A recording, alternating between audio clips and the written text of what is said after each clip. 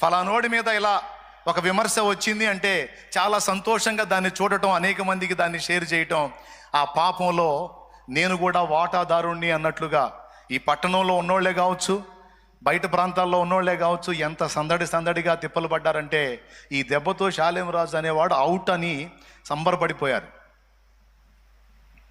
ఆశ్చర్యం చెప్పనా, దేవుడు నా పరిచర్యని ఇంకా రెట్టింపుగా ఆశీర్వదించి నన్ను వాడుకోవటం ఎక్కువ చేశాడు. ఇప్పుడు నేను చెయ్యలేనంత పరిచర్య దేవుడు నాకు ఇచ్చాడు, నేను అలిసిపోయేంత సేవ నాకు ఇచ్చాడు. అబ్బో ఇక నా వల్ల కాదురో బాబోయ్ అన్నంతగా అలిసిపోయేంత సేవ నా చేతికి ఇచ్చి దేవుడు ఆయన పనిని జరిగిస్తూ ఉన్నాడు. కానీ నా పతనాన్ని ఆశించి ఒక అబద్ధంగా నా మీద వచ్చినటువంటి ప్రచారాల్ని 10 మందికి వ్యాపింపజేసిన వాళ్ళు చూసావా, ఈగలు తోలుకుంటూ కూర్చున్నారు. చెరపకురా, ఎవడు గుంట తీస్తే వాడే. ఇక వాడు ఎన్ని ఫీట్లు చేసినా సరే ముందుకెళ్ళట్లా. ఈడి దెబ్బతో పోతాడ్రా అనుకొని పాపం ఎన్నోసార్లు తిప్పలు పడ్డారు, దాని అదేం రెట్టింపు అయిపోతా ఉంది.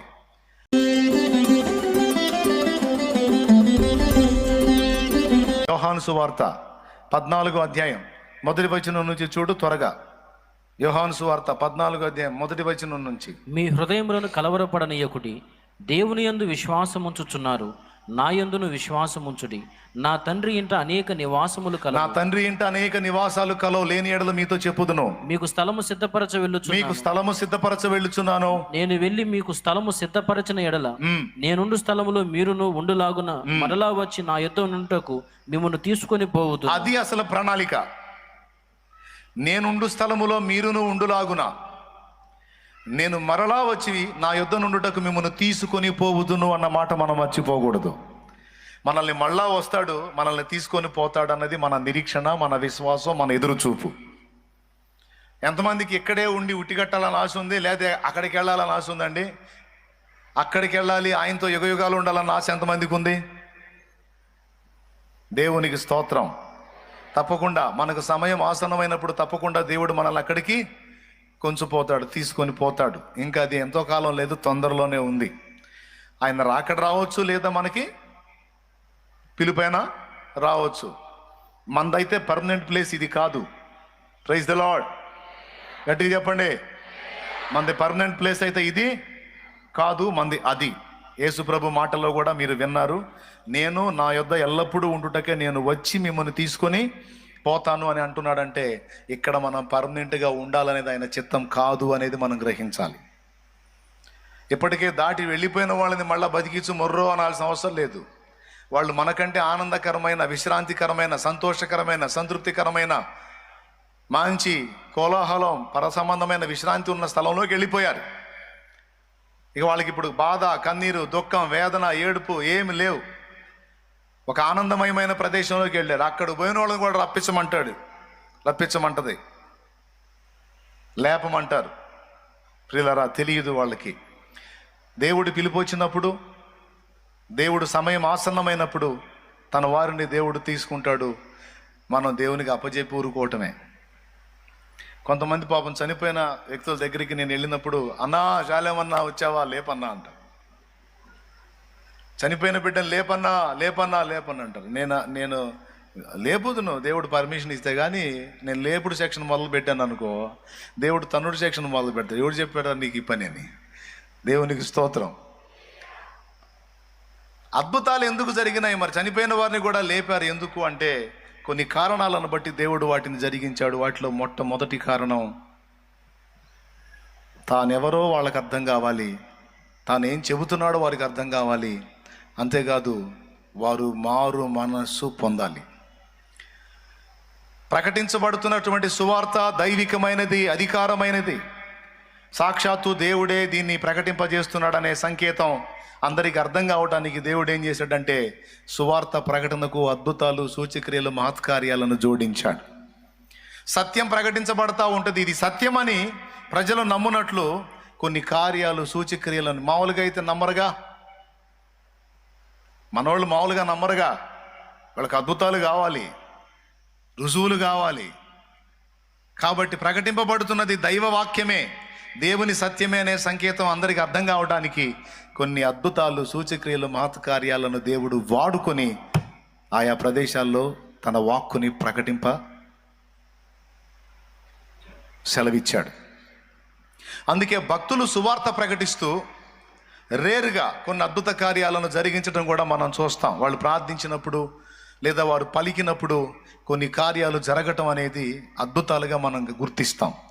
ఎందుకోసం అంటే, ఇదిగో ఇతడు దేవుని చేత ఎంపిక చేయబడ్డాడు, ఎంపిక చేయబడినటువంటి వారు వీరు ప్రకటిస్తున్న సత్యాన్ని మీరు గుర్తించండి అనడానికి, కొన్నిసార్లు వాక్యాన్ని కూడా స్థిరపరచడానికి దేవుడు అద్భుతాలు వాడుకున్నట్టు మార్కు సువార్త చివరి అధ్యాయము చివరి వచనం సాక్ష్యం ఇస్తుంది.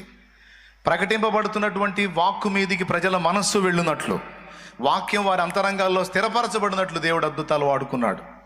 అద్భుతాలు ఎందుకు అన్న ప్రశ్నకు సమాధానంగా మొదటి విషయం చూడండి, మార్కు సువార్త చివరి అధ్యాయం 16వ అధ్యాయము 20వ వచనం. వారు బయలుదేరి వాక్యం అంతటా ప్రకటించిరి, ప్రభు వారికి సహకారుడై ఉండి వెనువెంట జరుగుతూ వచ్చిన సూచక్రియల వలన వాక్యము స్థిరపరచబడుచుండెను.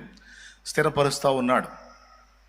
వాక్యాన్ని విన్నవారి హృదయంలో స్థిరపరచడానికి దేవుడు సూచక్రియలను వాడుకున్నాడు. సో పాయింట్ నెంబర్ 1, సూచక్రియలు ఎందుకు జరుగుతాయి, అద్భుతాలు ఎందుకు చేస్తున్నాడు దేవుడు అంటే, తన వాక్యాన్ని మనం గట్టిగా పట్టుకోవడానికి, ఆ వాక్యం మన హృదయాల్లో స్థిరపరచడానికి దేవుడు తన కార్యాలు కొన్నింటిని మన ఎదుట జరిగిస్తున్నాడు. Point number 1. పాయింట్ నెంబర్ 2, ఎందుకు అద్భుతాలు జరిగిస్తున్నాడు అంటే, రెండవ కారణం ఆయన ప్రజలు మారు మనసు పొందాలి అనేది. ప్రకటింపబడుతుంది దైవస్వరమే, దేవుని వాక్యమే, ఇవ్వబడుతున్న హెచ్చరికలన్నీ దేవునివే. కాబట్టి ప్రజలారా, మర్యాదగా నమ్మి మారు మనసు పొందండి, మీ చెడుతనం విడిచిపెట్టి నా వైపు తిరగండి అని ఆ రుజువు కోసం అద్భుతాలు చేసినట్లు ఇప్పుడు ఇందాక మత్తయి సువార్త 11:20 వచనంలో మనం చదువుతాం. చూడండి, పిమ్మట ఆయన ఏ ఏ పట్టణాల్లో ఆయన విస్తారమైన అద్భుతములు చేసెనో ఆ పట్టణముల వారు మారు మనసు పొందకపోవటం వలన ఆయన వారిని ఇట్లు గద్దింపసాగాను. రెండవ విషయం, వాళ్ళు మారు మనసు పొందడానికి దేవుడు అద్భుతాలు వాడుకున్నాడు. మన జీవితాల్లో కూడా దేవుడు తన ఉనికిని స్పష్టంగా బయలుపరుస్తాడు. కొన్నిసార్లు కొన్ని అద్భుతాలు స్పష్టంగా మన మధ్య జరిగిస్తాడు. మన జీవితంలో జరుగుతాయి, లేదా మనం ప్రార్థించినప్పుడు ఎదుటి వాళ్ళ జీవితాల్లో కూడా జరుగుతాయి. మన కళ్ళ ముందు దేవుడు అసంభవమైన కార్యాలను జరిగించి చూపిస్తున్నప్పుడు మౌనంగా ఆయన మనతో మాట్లాడుతున్నాడు. ఏమంటే, ఇదిగో నేనున్నాను, నా కార్యాలు మీకు చూపిస్తున్నాను, కాబట్టి మీరు మారు మనసు పొందాలి. నీ జీవితంలో దేవుడు స్పష్టమైన అద్భుతాలు జరిగిస్తున్నాడంటే దాని అర్థం ఏమిటో తెలుసా? ఇదిగో నేనున్నాను, నా మాటలు సత్యం, నువ్వు మర్యాదగా మారు మనసు పొంది నా వైపు తిరుగు, నీ జీవితాన్ని దిద్దుకో అనే సూచనగా ఆయన కార్యాలు జరిగిస్తాడు. 2, మొదటిది ఎందుకు? వాక్యాన్ని స్థిరపరచడానికి. రెండవది ఎందుకు? మనం మారు మనసు పొందడానికి. మూడవది, ఆయన కనికరాన్ని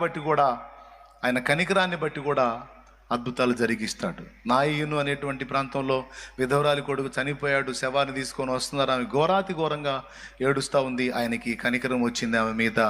సో ఆ కనికరాన్ని బట్టి వెళ్ళి పాడిని ముట్టి చచ్చినోడిని బ్రతికించి ఆమె కుమారుణ్ణి ఆమెకి ఇచ్చాడు. దీన్ని బట్టి అక్కడున్న ప్రజలు తానెవరో తెలుసుకోవాలి. రెండవది, చనిపోయిన ఆమె కన్నీరు తుడిచి ఆమెకు కనికరాన్ని బట్టి అద్భుతం చేశాడు. 3, అద్భుతం ఎందుకు చేస్తాడు దేవుడు అంటే, కనికరాన్ని బట్టి కూడా కొన్నిసార్లు దేవుడు అద్భుతం చేస్తాడు. ఇది 3వ విషయం. వాస్యకు ఫ్రాన్సిస్ అనేటువంటి దైవజనుడు సువార్త ప్రకటిస్తూ ఉంటే ఎవడు వింటలేదట. ఒక నదీ తీరాన చాలామంది ప్రజలు ఉన్నారు. వాళ్ళకి, అయ్యా మీకు రక్షకుడి గురించి చెబుతాను, సృష్టికర్త గురించి చెబుతాను, రండి అని పిలిస్తే ఎవరు దగ్గరికి రాలేదట. వాళ్ళని చాలా మొత్తుకొని పిలిచాడు, ఎవరు దగ్గరికి రాలేదు. విసిగి పుట్టింది. వెళ్ళాడు, ఆ నది దగ్గరికి వెళ్ళి, సహోదరా చేపలారా రండి, మీ సృష్టికర్త గురించి మీకు చెబుతాను రండి అన్నాడట. అంతే, కుప్పల తెప్పలుగా చేపలన్నీ కూడా కుప్పల తెప్పలుగా వచ్చి ఒకదాని మీద ఒకటి ఎగసెగసి పడుతూ ఆయన మాట్లాడినంతసేపు అవి వింటా ఉన్నాయట. ఆ మాట్లాడుతున్నంతసేపు ఆయన పిలిచిన పిలుపు జనం విన్నారు. ఇదేంద్రా చేపలను పిలుస్తున్నాడని చూస్తే చేపలన్నీ వచ్చినాయి. మాట్లాడుతూ ఉన్నాడు, చితలాడుతా చేపలు వింటున్నాయి ఆయన మాటలన్నీ. తర్వాత ముగించి ఇంకా బయలుదేరని అన్నప్పుడు చేపలన్నీ వెళ్ళిపోయినాయి.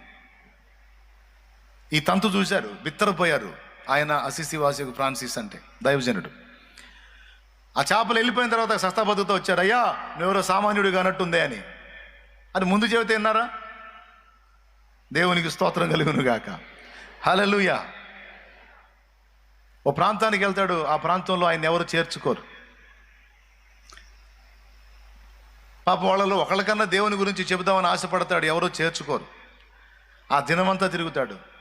సాయంత్రం వేళ అయ్యేసరికి అందరూ తలుపులు వేసుకుంటారు, ఒకళ్ళు కూడా ఆయనకి ఆశ్రయం ఇవ్వరు.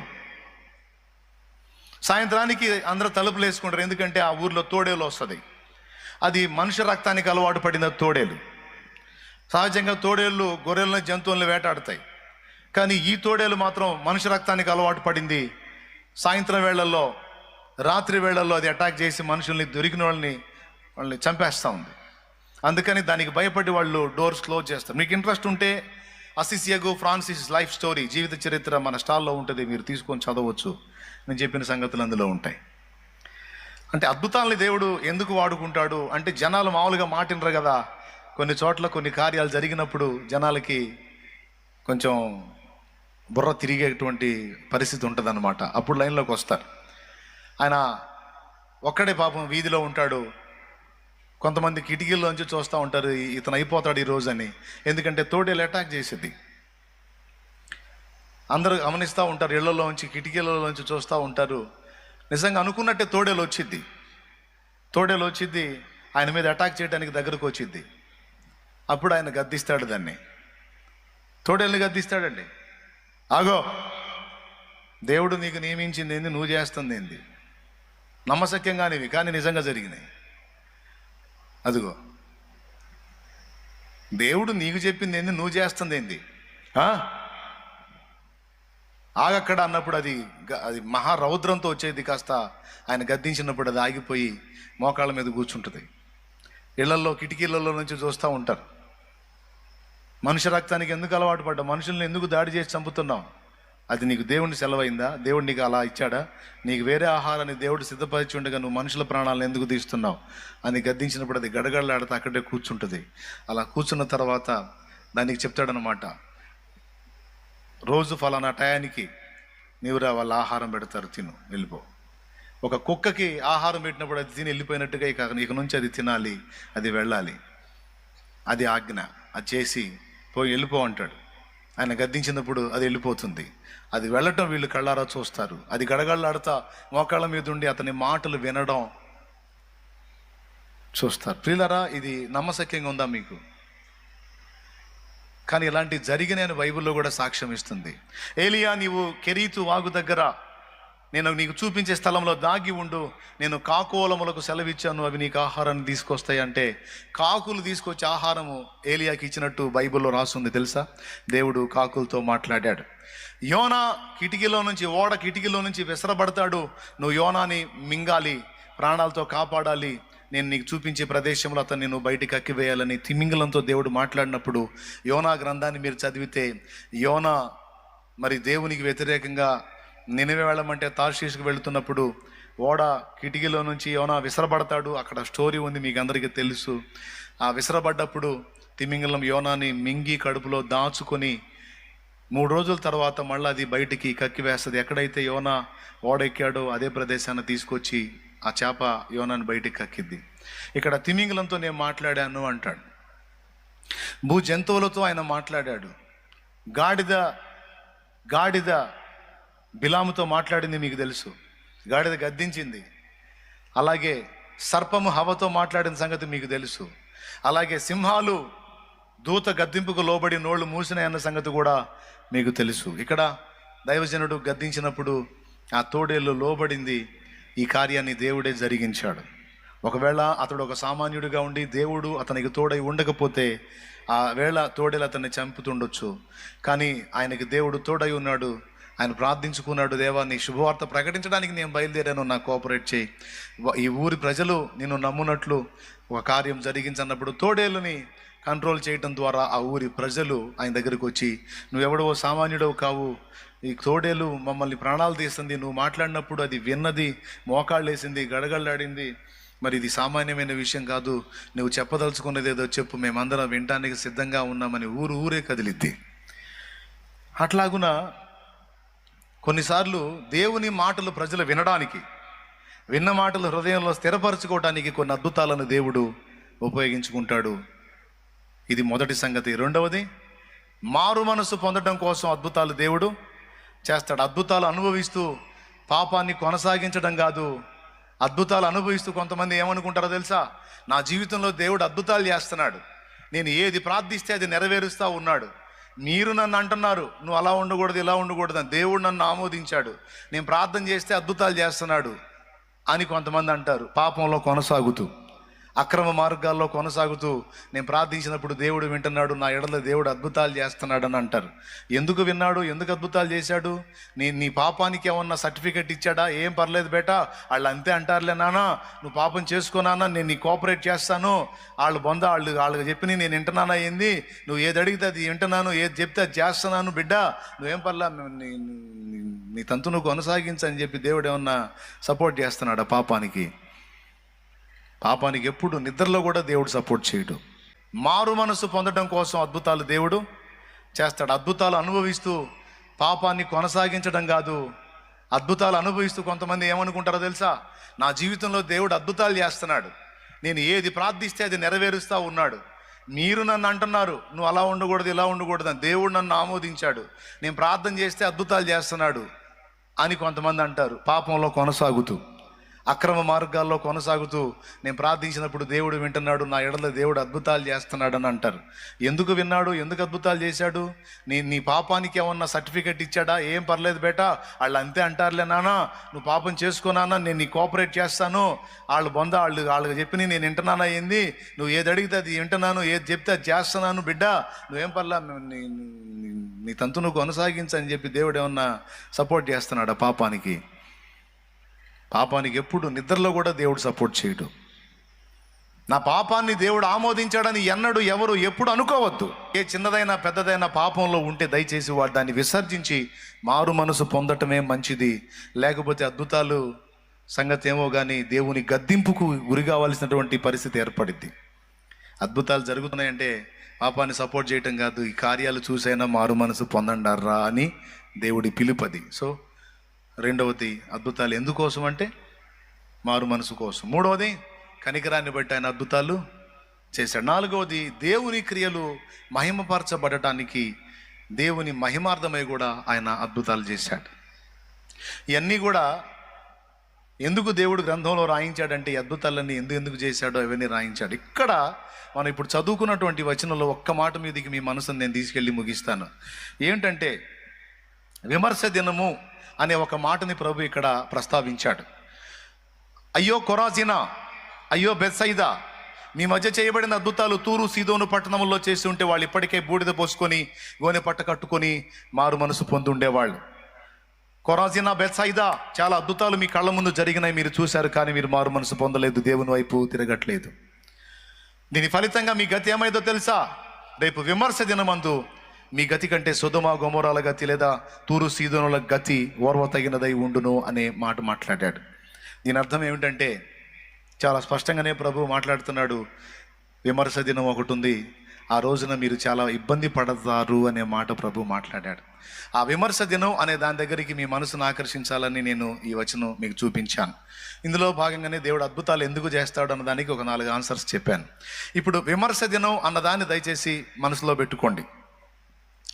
విమర్శ దినం టీవీలో వేస్తాడు కదా, ప్రజా తీర్పు అని, చూడలేదా? ప్రజా తీర్పు.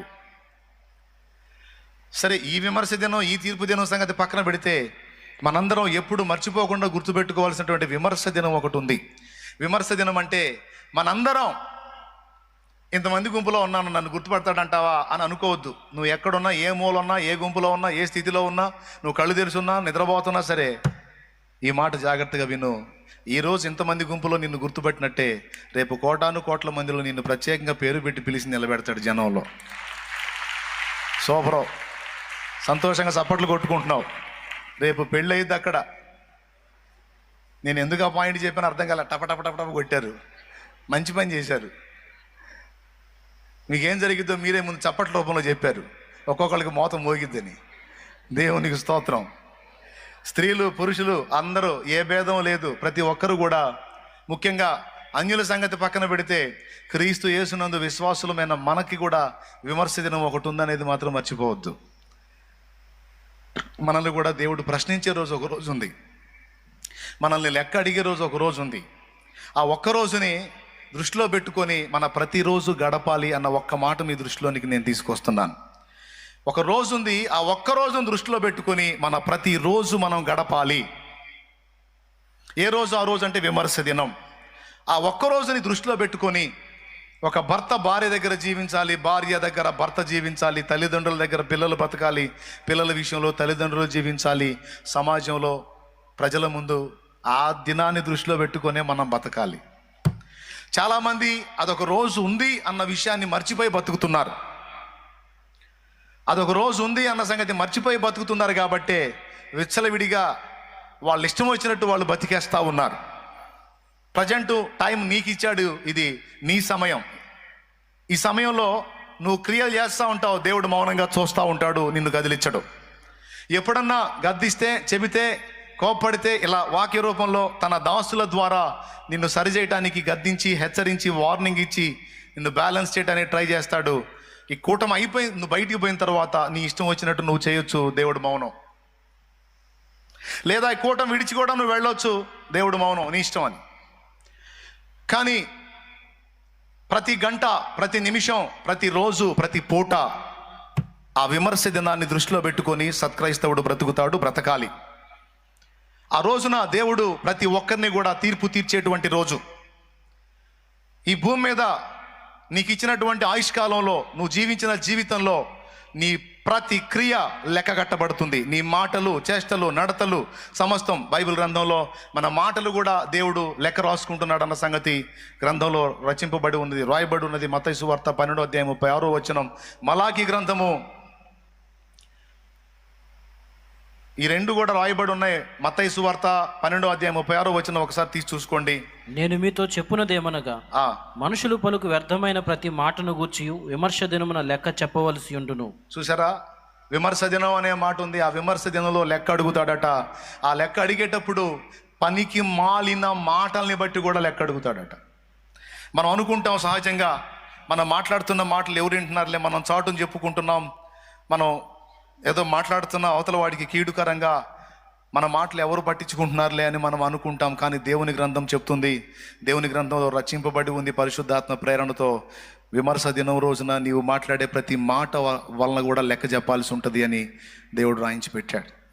అంటే వ్యర్థమైన ప్రతి మాటను గురించి, పనికిమాలిన మాటలను గురించి, నిందా ప్రచారాలను గురించి, అన్యాయముగా అబద్ధముగా పలికేటువంటి మాటలను గురించి, విశ్వాసి సాటి విశ్వాసం మీద పలికే మాటలు, విశ్వాసులు సేవకుడి మీద పలికే మాటలు, సేవకుడు విశ్వాసుల మీద పలికే మాటలు, ప్రతి మాటని గురించి విమర్శ దినం దృష్టిలో పెట్టుకొని మాట్లాడాలి. లెక్క ఉంది. దేవునికి స్తోత్రం కలుగును గాక. ఏ దినం ఉంది? విమర్శ దినం ఉంది. ఓకే, ఇది మాటల విషయం ఒక్కటే కాదు, చేష్టల విషయంలో కూడా వర్తిస్తుంది. కొంతమంది దేవుణ్ణి ఎరిగినటువంటి వ్యక్తులే పక్షపాత ధోరణితో వ్యవహరిస్తూ ఉంటారు. ఒక కంట్లో బెల్లం, ఒక కంట్లో సున్నం అన్నట్టు ప్రవర్తిస్తూ ఉంటారు. ఆ పక్షపాత ధోరణితో మనం జీవించినటువంటి సంవత్సరాల జీవితం అంతా కూడా లెక్కగట్టబడిద్ది. కొంతమందిని, మనకిష్టమైన వాళ్ళని ఒక రకంగా, మనకిష్టం లేని వాళ్ళని ఒక రకంగా మనం ట్రీట్ చేస్తాం, వాళ్ళతో ప్రవర్తిస్తాం. అయితే విమర్శ దినాన్ని దృష్టిలో పెట్టుకుంటే ఒక రోజు వచ్చింది, ఆ రోజు దేవుడు ఇలా ఎందుకు చేసావని నన్ను లెక్క అడుగుతాడు, నేను చాలా జాగ్రత్తగా నడుచుకోవాలి అనే భయం అనేది గుండెల్లో ఉంటే నిష్పక్షపాతంగా అందరినీ సమదృష్టితో చూస్తాం. అనుబంధాల విషయంలోకి వచ్చేటప్పటికి సహజంగా ఒక స్త్రీ అత్తగారు అయి ఉంటుంది అనుకో, కూతురును ఒక రకంగాను, కోడలను ఒక రకంగాను ప్రేమిస్తారు. ఒకవేళ కోడలు ఏదన్నా తప్పు చేసిందనుకో, చిన్నదో పెద్దదో పొరపాటు జరిగిందనుకో, ఆ చిన్నదో పెద్దదో పొరపాటుని బహిరంగంగా ఆరాడిపరిచి చాలా చీదర చేస్తారు. ఒక మాట నేను మీకు చెప్పనివ్వండి, ఒకవేళ ఎవరైనా ఒక స్త్రీ కోడలుగా ఉండి చిన్నదో పెద్దదో ఒక తప్పు జరిగిందనుకో, బయటేస్తారా లేదా? ఏ టైపులో బయటేస్తారు? ఒక రేంజ్లో బయటేస్తారు. అదే తప్పు సొంత కూతురు చేసిందనుకో, బయటేస్తారా, కడుపులో పెట్టుకుంటారా? బయటేస్తారా, కడుపులో పెట్టుకుంటారా? సమాజంలో ఎవరైనా ఏమమ్మా నీ కూతురు ఇలా చేసింది అన్నారనుకో, చేసిందా, ఎవరు ఇక్కడ పతివ్రతలు ఎవరు, స్తంభాలు ఎత్తేవాళ్ళు ఎవరు అంటారు.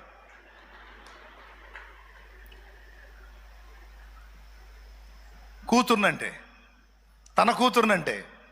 అదే మరో తల్లి కన్న బిడ్డ అయి ఉందనుకో, క్షమించరు. నలుగురిలో నవ్వులు పాలయ్యే విధంగా మాట్లాడుతా నలుగురిలో ఆరడిపరుస్తారు. నేను ఒక మాట చెప్తాను, ఆమె కూడా ఒక తల్లి కన్న బిడ్డే కదా. ఇంకా చెప్పాలంటే తన ఇంటిని వదిలిపెట్టి నీ ఇంటికి వచ్చింది. ఏమని వచ్చింది?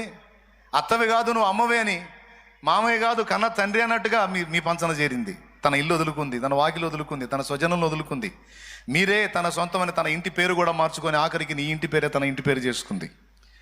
నీ కూతురు వేరే ఇంటికి పోయి ఆ ఇంటి పేరు తన ఇంటి పేరు చేసుకుంది. కానీ నీ కోడలు నీ ఇంటికి వచ్చి నీ ఇంటి పేరును తన ఇంటి పేరు చేసుకుంది. న్యాయంగా మాట్లాడాలంటే ఎక్కువ ప్రేమ ఇక్కడే దక్కాలి. కానీ ఏం చేద్దాం, మానవ నైజం. ఎంతమంది ఒప్పుకుంటారండి? ఎంతన్నా చెప్పాను, ఆ కోడల మీద ఎందుకో ప్రేమ పుట్టదు. కొంతమంది అంటారు, మనం ప్రేమ చూపినా అవతల చూపించాలి కన్నా, అవతల కూడా ఉండాలిగా. నేను చెబుతున్నాను, ప్రేమను పుట్టిస్తుంది, ప్రేమను మొలిపిస్తుంది. గోధుమ గింజ నాటితే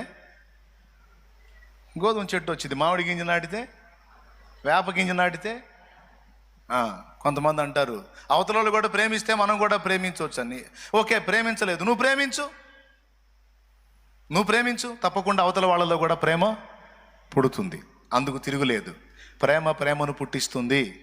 కొంచెం నిదానం కావచ్చు, కొంచెం ఆలస్యం కావచ్చు, కానీ ప్రేమ తప్పకుండా ప్రేమను మొలిపిస్తుంది. దేవునికి మహిమ. నీ సొంత అనుబంధాల విషయంలో కావచ్చు, కుటుంబంలోని వ్యవహారాల విషయంలో కావచ్చు, విమర్శ దినాన్ని దృష్టిలో పెట్టుకొని ప్రతి క్రైస్తవుడు బ్రతకాలి. ఒక రోజు ఉంది, ఆ రోజున దేవుడు నన్ను లెక్క అడుగుతాడు.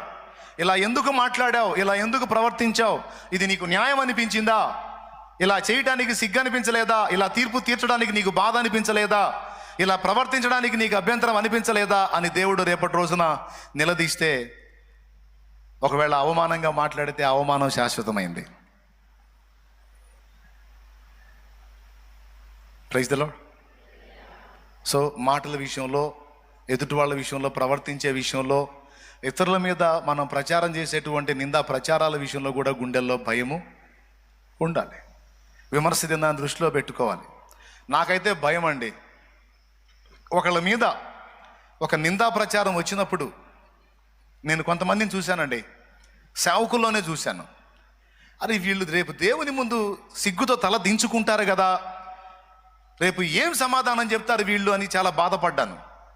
నా మీద కొంతమంది కొన్ని దుర్మార్గపు మాటలు కల్పించి వ్యాఖ్యలు చేసి ఆ వ్యాఖ్యలను యూట్యూబ్లో అప్లోడ్ చేస్తే, కొంతమంది పాస్టర్స్ మళ్ళీ నేను కనపడ్డప్పుడు నవ్వుతారు, ప్రైజ్ లార్డ్ చెబుతారు, వందనాలు చెబుతారు. సేవకులు ఇతరులకు వాటిని పంపిణీ చేశారండి. అది నిజమా అబద్ధమా అనేది వీడు తెలుసుకోవాలి కదా, సహోదరుడు తెలుసుకోవాలి కదా.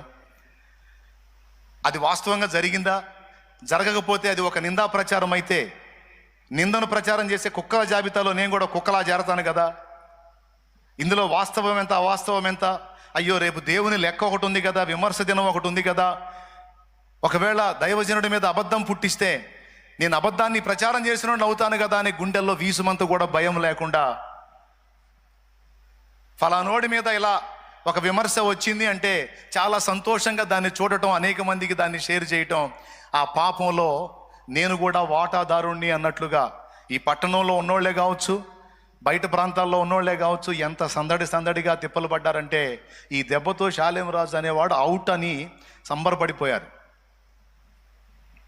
ఆశ్చర్యం చెప్పనా, దేవుడు నా పరిచర్యని ఇంకా రెట్టింపుగా ఆశీర్వదించి నన్ను వాడుకోవటం ఎక్కువ చేశాడు. ఇప్పుడు నేను చెయ్యలేనంత పరిచర్య దేవుడు నాకు ఇచ్చాడు, నేను అలిసిపోయేంత సేవ నాకు ఇచ్చాడు.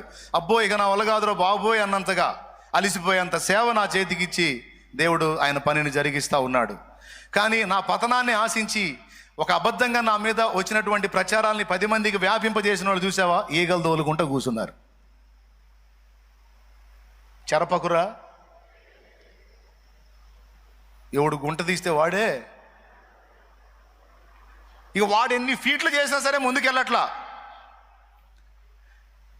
ఈడి దెబ్బతో పోతాడ్రా అనుకొని పాపం ఎన్నోసార్లు తిప్పలు పడ్డారు, దానికి అదేం రెట్టింపు అయిపోతా ఉంది. అసూయ పరులకు, కుళ్ళుబోతు బుద్ధోళ్ళకి దేవుడు ఇచ్చే శిక్ష ఏంటో తెలుసా? వీడు ఎవరిని చూసి ఏడుతున్నాడో వాడు ఇంకా ఆశీర్వదించబడుతుంటాడు. ఈ కుళ్ళుబోతు బుద్ధోళ్ళు ఎవరిని చూసి ఏడుతారో వాళ్ళని ఇంకా దేవుడు హెచ్చిస్తాడు. అదే వీడికి శిక్ష, పెద్ద శిక్ష. వీడు ఎవరిని చూసి అయితే ఏడుతున్నాడు వాడు ఇంకా అంతకంతకు ఆశీర్వదించబడుతుంటాడు. వీడు కుళ్ళి చస్తాడు. ఒకవేళ నీ మీద ఎవరైనా అలాంటి ప్రచారాలు చేస్తూ ఉంటే, నీ మీద ఎవరైనా అలా లేనిపోని కల్పించి మాట్లాడుతూ ఉంటే, దాని విషయంలో వాళ్ళు దేవుని యొక్క తీర్పును ఎదుర్కొంటారు. కానీ ఒక్కటి జాగ్రత్త, నువ్వుగా మాత్రం ఇతరుల మీద లేనిపోని పనికి మాలిన అబద్ధపు మాటలు మాట్లాడదు. తప్పు చేసినా సరే, వాళ్ళు తప్పు మనుషులైనా సరే నువ్వు మాట్లాడకూడదు. నేను మీకు ఎప్పుడన్నా చెప్పానా ఫలానోళ్ళు ఇలా అని అనవసరంగా వేరే వాళ్ళ విషయాలు తీసుకొచ్చి ఎప్పుడన్నా ఎన్నడైనా బిడ్డదారా మీతో మాట్లాడానా? చెప్పండి. మాట్లాడితే అన్న ఫలానా రోజు నువ్వు అవసరం లేని విషయాన్ని తీసుకొచ్చి మాట్లాడా ఫలానా ఆయన విషయం అని ఏ ఆయన గురించి అన్న చెప్పండి. షాలేము రాజు నోటి నుంచి అవి రావు. అనవసరంగా లోకుల యొక్క వ్యవహారాలు పందారం చేయడానికి నాకు అంత ఖాళీ ఎక్కడ తెచ్చింది? దేవునికి స్తోత్రం. వాళ్ళ పాపాలు వీళ్ళ పాపాలన్నీ ఎంచుకొని ఆయనట్ట ఈయనట్ట అని వాళ్ళ వీళ్ళ లోకులే పంచుకునే అంత ఖాళీ నాకెక్కడుందండి?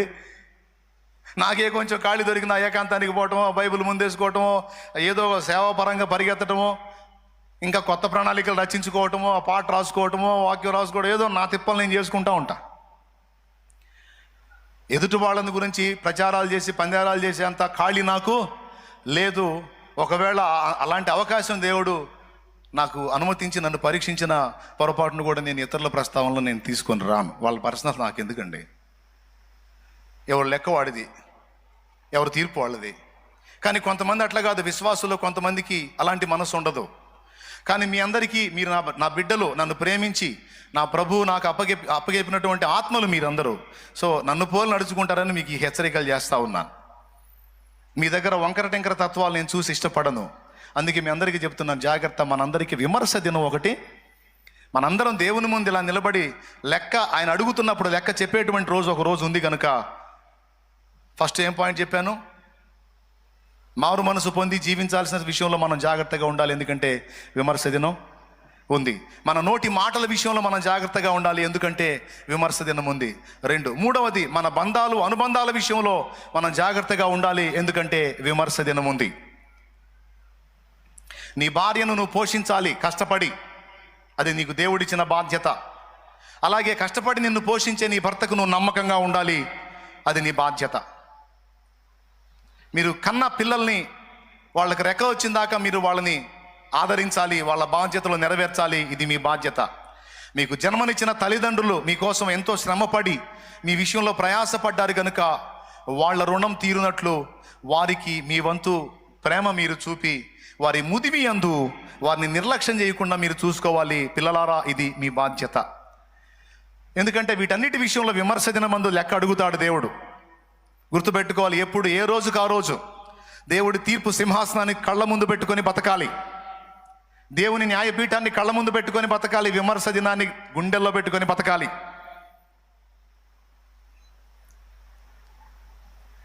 అమ్మో, దేవుడు నన్ను లెక్క అడుగుతాడు. ఇప్పుడు ఎన్ని రకాలు చెప్పాను? మొట్టమొదటిది, మారు మనసు విషయంలో జాగ్రత్త పడాలి. పాపాలు చేసుకుంటా దేవుడు నన్ను ఏం అంటలేదులే అంటే ఉండి ఒక్కసారి రాలుతాయి పళ్ళు, అయిపోయింది. సింపుల్గా అర్థమైందని చెప్పాలే. 1. 2, మాటల విషయంలో మాటేగా ఏముందిలే వదిలేద్దాం. బ్రదరు ఫలానోడు ఇట్టంటగా తెలిసిందా నీకు? తెలియలేదా? ఊరే భలే పడ్డా కూర్చో. అబ్బాబ్బా, ఏం పండుగ ఒక్కొక్కడికి లోకులది పంచుకోవాలంటే. ఏం పండుగ? దా కూర్చో. బాయ్ 2 టీ మళ్ళీ టీ తాగుతా. ఈ సుత్తి మీటింగ్కి మళ్ళీ టీ తాగుతా. మొత్తం రాయబడతాయి ఆడ.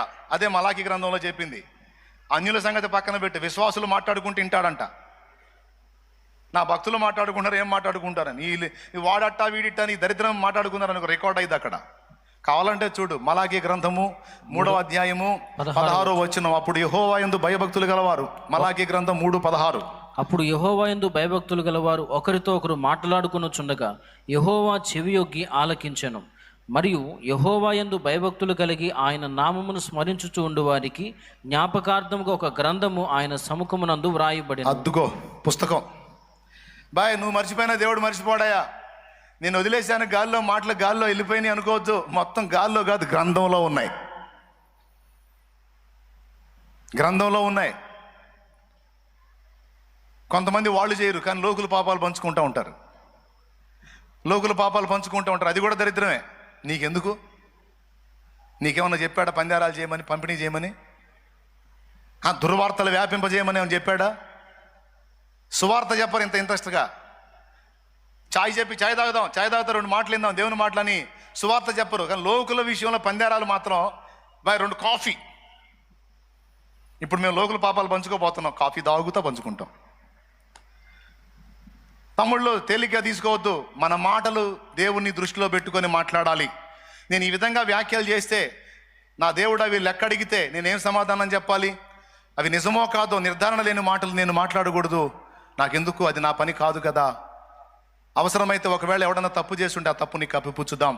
ప్రేమ దోషములను కప్పునని రాస్తుంది కాబట్టి నా సహోదరు తెలియక చేసిందేమో, నా సహోదరుడు తెలియక చేశాడేమో, దిద్దుకునే అవకాశం ఇద్దాం. అవసరమైతే కవర్ చేద్దాం, కప్పిపుచ్చుదాం, కాపాడదామన్న మైండ్ ఉండాలి. కానీ బయటేద్దాం, నలుగురిలో నవ్వుల పాలు చేద్దాం అనేటువంటి ధోరణి మంచిది కాదు. మనుషుడా జాగ్రత్త, నువ్వు ఏ కొలత కొలుస్తావో అదే కొలత నీకు తిరిగి కొలవబడిద్ది అనే మాట బైబిల్లో రాస్తుంది. ఒక బిడ్డకి మనం ఇలా చేస్తే అదే తీర్పు మళ్ళీ మన బిడ్డలకు జరిగే అవకాశం ఉంది. కనుక ఎవరు స్త్రీ అయినా పురుషుడైనా సరే గుండెల్లో భయం పెట్టుకొని బతకాలి. లోకులు పిల్లలు కదా అని మనం మనకిష్టం వచ్చిన తీర్పులు తీరిస్తే దేవుడు రేపు మన బిడ్డలకు కూడా అలాంటి తీర్పులు తీర్చే అవకాశం ఉందని జాగ్రత్త పడాలి. అర్థమైందా మీకు? అర్థం కాలేదా? ఇది అర్థం కాకపోవటానికి అంత పెద్ద బైబిల్లోని మరణం ఏం కాదులే. ఇది ఎందుకు అర్థం కాదు? సూపర్గా అర్థమైంది. స్తోత్రం. ఏమో మర్మమా? మూడవది ఏంటి? బంధాలు, అనుబంధాల విషయంలో, బాధ్యతల విషయంలో విమర్శ దినాన్ని లెక్క దృష్టిలో పెట్టుకొని మనం ప్రవర్తించాలి. కొంతమంది కష్టపడి కని పెంచి పెద్ద చేసిన తల్లిదండ్రుల్ని నవ్వుల పాలు చేసి నడివీధుల పాలు చేసేటువంటి పిల్లలు ఉన్నారు. అప్పటిదాకా అదే తల్లి పాలు తాగి రొమ్ము గుద్దినట్టుగా అప్పటిదాకా ఆ తల్లిదండ్రుల రెక్కల నీళ్ళలోనే పెరిగి పెద్దవారై వాళ్ళ అవసరాలన్నీ గడిపేసుకొని తీరా వాళ్ళకంటూ స్వేచ్ఛ వచ్చిన తర్వాత, స్వతంత్రులైన తర్వాత, వాళ్ళ కాళ్ళ మీద వాళ్ళు నిలబడే పొజిషన్కి వచ్చిన తర్వాత తల్లిదండ్రులను స్టేషన్ పాలు చేస్తారు, తల్లిదండ్రుల పేరు బదనాం చేస్తారు, నలుగురిలో నవ్వుల పాలు చేస్తారు. పిల్లలారా నేను చెప్తున్నా, ఆ ఎఫెక్ట్ అనేది నీ లైఫ్ మొత్తంలో ఏదో ఒక ఘట్టంలో నువ్వు అనుభవిస్తావు. నేను చెప్పే మాట మర్చిపోవద్దు. నువ్వు పెద్దదానివయ్యావు, పెద్దోడివయ్యావు, నీ ఇష్టం, నా ఇష్టం అనుకుంటున్నావు. ఓకే, నువ్వు వెళ్తావు, బరి తగ్గిస్తావు, బజార్లు ఎక్కుతావు, స్టేషన్కి వెళ్తావు, ఎవరిని అమ్మాయిని చూసుకుంటావు లేదా అబ్బాయిని చూసుకుంటావు, చేసుకుంటావు, ఏదో ఆనందం. Okay, happy happy. కానీ తల్లిదండ్రుల కన్నీళ్ళు ఉన్నాయి చూసావా? తల్లిదండ్రుల కన్నీళ్ళు నీ లైఫ్ మొత్తంలో ఏదో ఒకనాడు అబ్బా అనుకునే రోజు రాకపోతే అప్పుడు అడుగు నన్ను. అబ్బా అనే రోజు ఒక రోజు ఏనాడైనా నీ లైఫ్ మొత్తంలో వచ్చింది. చచ్చిన తర్వాత దేవుని లెక్కలోనైనా వచ్చింది.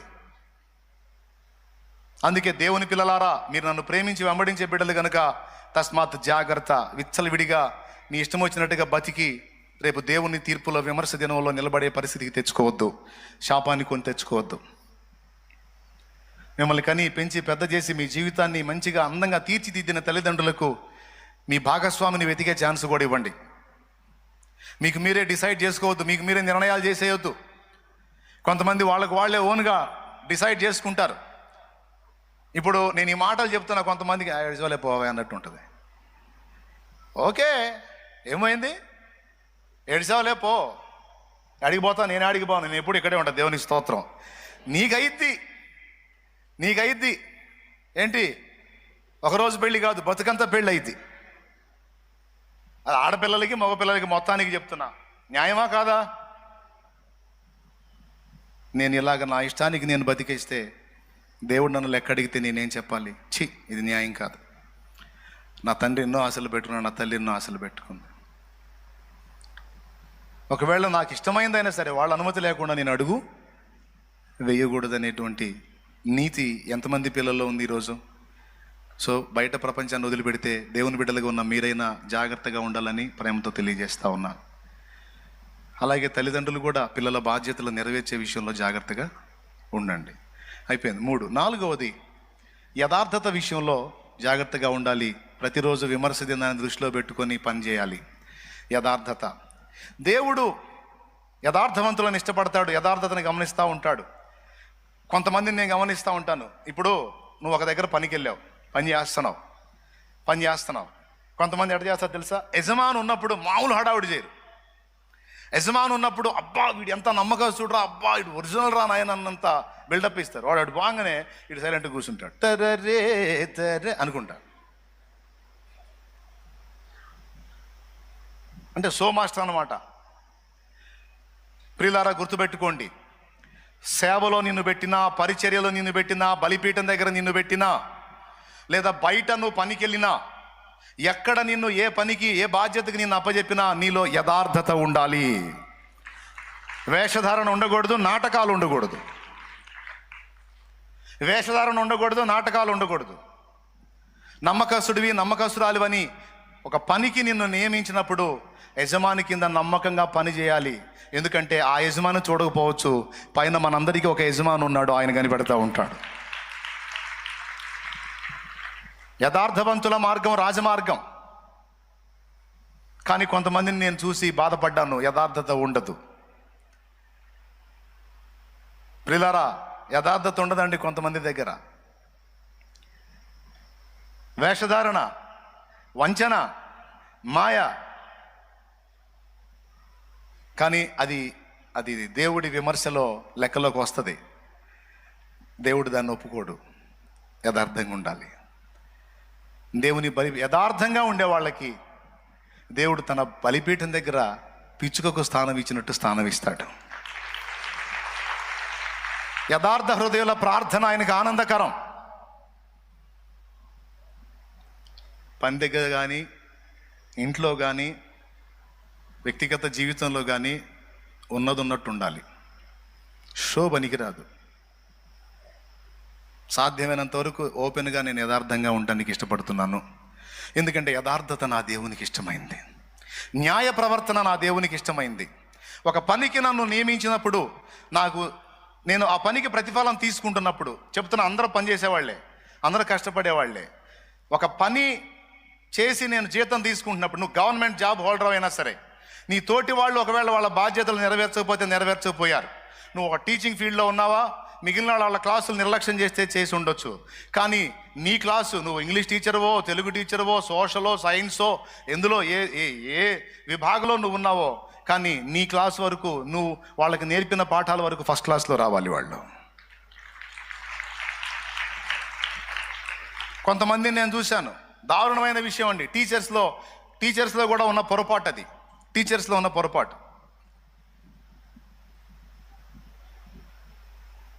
10వ తరగతి వాడు చదువుతున్నాడు. 10వ తరగతి చదువుతున్నాడు వాడు.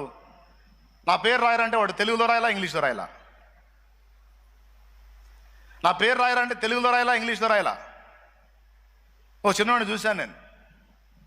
వాడు 10 చదువుతున్నాడు. నా బాధ ఏందో తెలుసా? అసలు వీడు కనీసం చదవటం రాయటం రాకుండా 10 తరగతులకు ఎలా వచ్చాడు? వీడిని అసలు 10 తరగతులకు తెచ్చిన ఆ టీచర్స్ ఎవరో వాళ్ళని గిన్నిస్ బుక్లో ఎక్కించాలి నేను.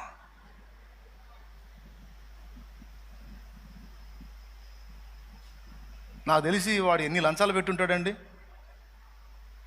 పక్కన వాళ్ళు వాడికి ఎగ్జామ్లో చూపించడానికి. వాడు ఎంతమంది కాళ్ళు పట్టుకుని ఉంటాడు, తోటి స్టూడెంట్స్ కాళ్ళు. ఎందుకు? వాడికి ఏం రాదు, ఎగ్జామ్ రాయాలి. పక్కనోడి దగ్గర పక్కనోడి లంచాలు ఇచ్చి కాపీలు అందుకొని మొత్తం మీద వాడు 10కి చేరాడు. 10కి చేరాడైతే కానీ వాడికి ఏం తెలియదు. కానీ ఇన్ని తరగతులలో ఎంతోమంది టీచర్స్ దగ్గర వాడు మారుంటాడు, కానీ ఒక్కళ్ళు కూడా వాడిని పట్టించుకోవాలి. ఏం పట్టించుకుంటావు సార్, పోయామా, చెప్పామా, వచ్చామా అని.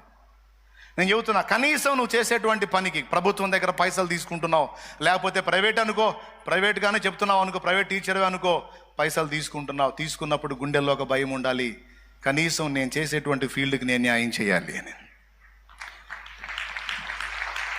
పిల్లలకు నేను న్యాయం చేయాలి, వాళ్ళలో విద్య రానటువంటి వాళ్ళకి నేను జాగ్రత్తగా నేర్పాలని. పనిచేసే కార్మికుడు అయితే నేను ఇంత జీతం తీసుకుంటున్నాను, ఇంత డబ్బు తీసుకుంటున్నాను తగ్గట్టుగా నేను చాకరీ చేసి అక్కడ చూపించాలి. అట్లా నువ్వు ఏ ఫీల్డ్ అయినా సరే విమర్శ దినం ఒకటి ఉంది. కొన్నిసార్లు కొన్ని విమర్శలు భూమి మీద ఎదుర్కొంటాం మనం, కొన్ని తీర్పులు భూమి మీద ఎదుర్కొంటాం, కొన్ని మనం చేసిన బుద్ధి తక్కువ పనులకు భూమి మీదే శిక్ష అనుభవిస్తాం. రేపు చచ్చిన తర్వాత కూడా అక్కడ కూడా దేవుని లెక్కలోకి వస్తాం. అందుకే చెబుతున్నాను, యథార్థంగా ఉండాలి. ఇది మీకు కామన్ పాయింట్ అనిపించవచ్చు, మామూలే కదా అనిపించవచ్చు, కానీ దేవుని వాక్యం చెబుతుంది యథార్థ హృదయుల ప్రార్థన ఆయనకు ఆనందకరము అని రాస్తుంది. దేవుని దగ్గరకు వచ్చినప్పుడు నీ నీతి నియమాల గురించి మాట్లాడొద్దు. దేవా నేను బలహీనుడను, ఇదిగో నేను ఇలా ఉన్నానని చెబుతూ రావాలి దేవుని ముందుకి. క్లాసుగా, నైస్గా, పీస్గా హల్లెలూయా స్తోత్రం లార్డ్, హల్లెలూయా ఓ గ్లోరీ లార్డ్ అనుకుంటాను వచ్చేదో అఫీషియల్గా 4 ముక్కలు మాట్లాడితే దేవుడు ఏదో ఒళ్ళు వంగిపోయి ఆహా ఓహోహో అనుకోడు. సోదాపు ఏంది నీ సంగతి చెప్పు అంటాడు. అప్పుడు దేవుని ముందుకు వచ్చినప్పుడు ఎలా రావాలి నువ్వు? దేవా నేను ఇలాగా బలహీనుడనై ఉన్నాను, నీ ప్రేమను ఆధారం చేసుకుని ఎన్నోసార్లు బరి తెగించి అడుగులు వేయబోయాను ప్రభా, ఇదిగో నేను యథార్థంగా ఒప్పుకుంటున్నాను, నేను నీ ఎదుట వంకర టింకరగా ఉన్నాను, దయచేసి నన్ను క్షమించు, నీ రక్తంతో నన్ను కడుగని యథార్థ హృదయంతో దేవుని ముందుకు రావాలి. నైస్ పీస్గా కాదు, యథార్థ హృదయంతో ఉన్నది ఉన్నట్టు దేవుని ముందు చెప్పుకుంటూ దేవుని దగ్గరికి రావాలి. అంతేకాదు యథార్థవంతుల త్రోవ రాజమార్గం అన్నాడు, యథార్థవంతుల ప్రార్థన ఆనందకరం అన్నాడు, యథార్థవంతులకు చీకటిలో వెలుగు పుట్టునన్నాడు, యథార్థవంతుల గృహము వర్ధిల్లుతుందన్నాడు. యథార్థతను దేవుడు చాలా ఇష్టపడతాడు. ప్రియులారా, నిన్ను నమ్మి ఒక పనికి అప్పజెప్పినప్పుడు, ఒక పనికి అది చర్చిలో పరిచర్య అయినా కావచ్చు, బయట పనైనా కావచ్చు, ఎక్కడైనా కావచ్చు, నిన్ను నమ్మి ఒక పనికి అప్పజెప్పినప్పుడు నయవంచన, మోసం ఉండకూడదు. కొంతమందిని గమనిస్తూ ఉంటాను, వాళ్ళకి ఏదైనా అవసరమైతే అడిగి తీసుకుంటారు, కొంతమంది అట్లా కాదు, సోషలిజంగా తీసుకొని వెళ్ళిపోతారు.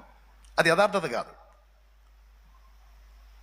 అది యథార్థత కాదు. యథార్థత ఏంటంటే నీకు కావాలా అడిగి తీసుకో. కొంతమంది వస్తారు, అయ్యా నాకు ఇంట్లో జరగట్లేదయ్యా, సరే రైస్ ఇస్తాను. దారుణం ఏంటంటే ఇక్కడ ఇది దాటిన తర్వాత నమ్మేస్తారండి అట్ని. ఎన్నిసార్లు బకరాయానో నేను, ఎన్నిసార్లు బకరాయానో. అయ్యా ఇల్లు అస్సలు జరగట్లేదయ్యా, ఇంట్లో అస్సలు లేవయ్యా అనుకుంటూ వస్తారు. అబ్బాయి వాళ్ళకి రైస్ ఇచ్చి పంపించండి. ఆ రైస్ మూట గేటు దాటితేనే కొట్లు ఉన్నాయి, ఏదో కొట్లో ఇచ్చి డబ్బులు తీసుకుని వెళ్ళిపోతారు. ఈ గొడవ ఎందుకు? ఇంట్లో జరగట్లేదు, అన్నానికి లేదని రైస్ అడిగి మళ్ళీ అక్కడ ఒక వ్యాపారం చేయకపోతే నాకు ఇంట్లో ఇది అవసరం ఉందా అని డబ్బే అడుగు. ఇప్పుడు నాకు 200 రూపాయలు కావాలయ్యా, నా ఇంట్లో కూరక లేదనుకో, డైరెక్ట్గా 200 తీసుకో, ఇబ్బంది లేదు. కానీ నాకు ఇంట్లోకి లేదు అని రైస్ అడిగి రైస్ తీసుకొని ఇక్కడ నుంచి అవతలకి వెళ్ళి వాళ్ళు ఎట చూస్తారు తెలుసా? నాకెళ్ళి ఏదో అభియంగా ఉన్నవాళ్ళు ఎట చూస్తారు తెలుసా? ఈడు బకరా అవుతున్నాడు, ఈడికి తెలియట్లా. వాళ్ళు నాకెళ్ళి చూడటం, ఈడు వస్తా సోది పాస్టరు వచ్చినోడు కల్లా ఎత్తుంటాడు, వాళ్ళే మా దగ్గరికి వ్యాపారం చేసుకొని పోతున్నారు. భయం, భయం, గుండెల్లో భయం, విచ్చలవిడి జీవితాలు. దేవుని మందిరమా, దేవుని సన్నిధాన భయం కూడా లేకుండా విచ్చలవిడిగా జీవించేటువంటి బ్రతుకులు కొన్ని. ఏమండి, చెప్పుకుంటా పోతే చాలా వస్తాయిలే, పెద్ద అంశం. కానీ మన సమస్త ప్రవర్తన యందు విమర్శ దినాన్ని గుర్తుపెట్టుకొని మనం బతకాలి, విమర్శ దినాన్ని గుర్తుపెట్టుకొని జీవించాలి. రేపటి రోజున 10 మందిలో కాదు, కోట్ల మందిలో దేవుడు లెక్క అడిగితే చెప్పడానికి మాటలు ఉండాలి. బళా అనాలి దేవుడు మనల్ని చూసి, అంతేగాని ఛీ ఓ అనకూడదు. ఏ రోజుకు ఆ రోజు గుండెల్లో భయం కలిగి, అమ్మో నేను దేవుని ముందు నిలబడాల్సిన దాన్ని, అమ్మో నేను దేవుని ముందు నిలబడాల్సిన వాడిని. నీకు గవర్నమెంట్ జీతం ఇచ్చిద్ది, బల్ల కింద చేయబెట్టువాకు. గవర్నమెంట్ జీతం ఇచ్చిద్ది, బల్ల కింద చేయబెట్టువాకు. కృతజ్ఞతతో ఒకవేళ వాళ్ళు అయ్యా నాకు మేలు చేసా సంతోషంగా ఇస్తున్నానంటే అది దాని తప్పులేదు. కానీ నాకేంటి అని బల్ల కింద చేయబెట్టద్దు. దేవుని బిడ్డలుగా మనకు తగింది కాదు. దేవునికి మహిమ కలుగును గాక. ఆ ఆఫీసు మొత్తంలో కూడా అలాంటి వాడు లేడండి, అంత మంచోడండి. ఇక ఎవరి దగ్గరికన్నా పో బల్ల కిందకి చేయొచ్చుదండి. ఆ ఒక్కడు మాత్రం అయ్యా ఇదిగో అన్నా కూడా అదిలేపా అంటాడు. ఆ స్టేషన్లో ఆ మిగిలిన కానిస్టేబుల్లో మిగిలిన ఆ అధికారులు వేరండి, ఆయన వేరండి. టీ తాగినా కూడా డబ్బులు ఇస్తాడండి.